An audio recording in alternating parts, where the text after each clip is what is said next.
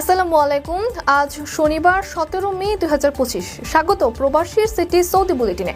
সাথে আছে আমি ফারাহ। শুরুতেই থাকছে শিরোনাম। সৌদি আরবে প্রবাসী বাংলাদেশিকে অপহরণ করে নির্যাতন, মুক্তিপণ দিয়ে উদ্ধার।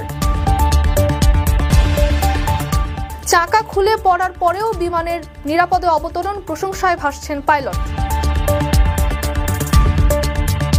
70,000 বেতনের আশায় সৌদি গিয়ে ফিরেছেন নিঃস্ব হয়ে, দালালের বিচার চান প্রবাসী শহীদুল। সৌদির সান্ডা শিকার নিয়ে বাংলাদেশে ব্যাপক আলোড়ন, নেপথ্যে প্রবাসী ব্লগারদের ভিডিও। দর্শক দেখছিলেন শিরোনাম, এবারে বিস্তারিত। রেমিটেন্স যোদ্ধাদের ঢাকায় বিশেষ ছাড়ে রেডি ফ্ল্যাট দিচ্ছে শতভাগ বিশ্বস্ত ও নির্ভরযোগ্য প্রতিষ্ঠান প্রবাসীর সিটি।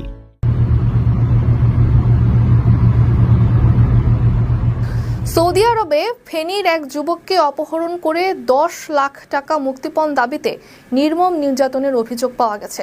অবশেষে বাংলাদেশে 3টি বিকাশ নম্বরে 1.5 লাখ টাকা মুক্তিপণ দিয়ে 26 ঘন্টা পর তাকে উদ্ধার করা হয়। ভুক্তভোগী জয়নাল আবেদিন বাবলু সোনাগাছির সদর ইউনিয়নের চরখোয়াজ গ্রামের সিরাজুল হকের ছেলে। তিনি 5 বছর আগে সৌদি আরব যান।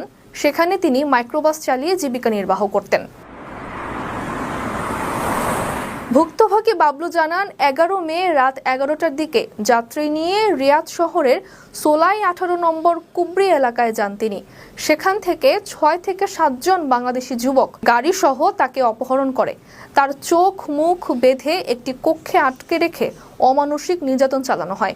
এক পর্যায়ে অপহরণকারীরা ভিডিও কলে নির্যাতনের ভয়াবহতা দেখিয়ে পরিবারের সদস্যদের কাছে 10 লাখ টাকা মুক্তিপণ দাবি করেন। না দিলে তাকে হত্যার ভয় দেখানো হয়।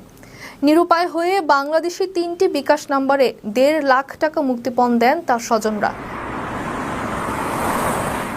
পরে 13 মে তার চোখ মুখ বেঁধে ঘটনাস্থল থেকে দূরে নিয়ে একটি সড়কের উপর গাড়ি সহ তাকে ছেড়ে দেওয়া হয়। জানা গেছে, রিয়াদ এলাকায় এ ধরনের ঘটনায় আরও 10 থেকে 12 জন বাংলাদেশি যুবককে অপহরণ করা হয়েছে। ফলে প্রবাসী যুবকদের মধ্যে অপহরণ নিয়ে উদ্বেগ বাড়ছে। বিদেশ থেকে প্রিয়জনকে উপহার পাঠান প্রবাসী শপের মাধ্যমে। যোগাযোগ করুন স্ক্রিনে দেওয়া নম্বরে। চাকা খুলে পড়ে গেছে, কিন্তু পাইলটের সাহসিকতা আর দক্ষতাই রক্ষা করল 71টি প্রাণ।